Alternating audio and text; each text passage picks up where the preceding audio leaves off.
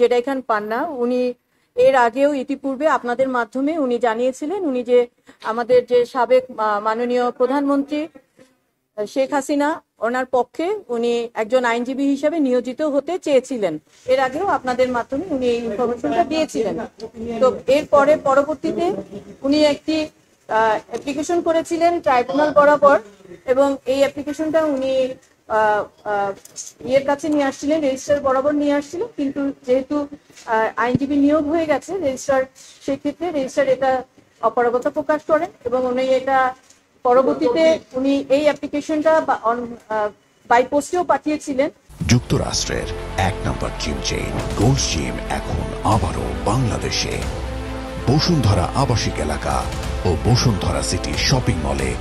তো আজকে on behalf of him, অর্থাৎ আমি জেডাই খান পান্নার পক্ষে ওনার এই অ্যাপ্লিকেশনটা জাস্ট পুটিং করেছিলাম কোর্টে, এবং কোর্টকে জানিয়েছিলাম ওনার ডিজায়ারটা কি, এবং উনি কোর্ট বলেছেন যে যেহেতু একজন আইনজীবী অলরেডি নিয়োগ হয়ে গেছে এখন আর এটা সম্ভব না, এবং কোর্ট আরো যেটা বলেছেন যে যেহেতু এটা আর সময় নেই, অন্য কোনো মামলায় যদি দরকার হয় উনি আসতে পারেন, উনি ওনার যদি বায়োডাটা উনি সাবমিট করেন উনি আসতে পারেন। কোর্টের বক্তব্য ছিল এটাই, এবং শেষে যেটা আমি ওনার পক্ষে থেকে ওনার আর একটি মেসেজ ছিল যে কোর্ট যদি ওনাকে ডিফেন্স লয়ার হিসেবে নিয়োগ নাও দেন মাননীয় সাবেক মাননীয় প্রধানমন্ত্রীর জন্য, ওনাকে যেন অ্যাসিস্ট করার জন্য একটি অনুমতি দেওয়া হয়।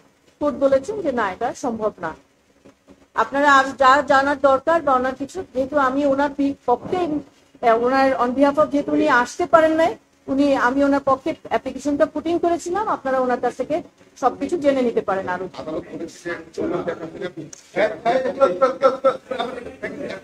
For more updates, follow us on Facebook, subscribe our YouTube channel, get the latest update on www.daily-sun.com.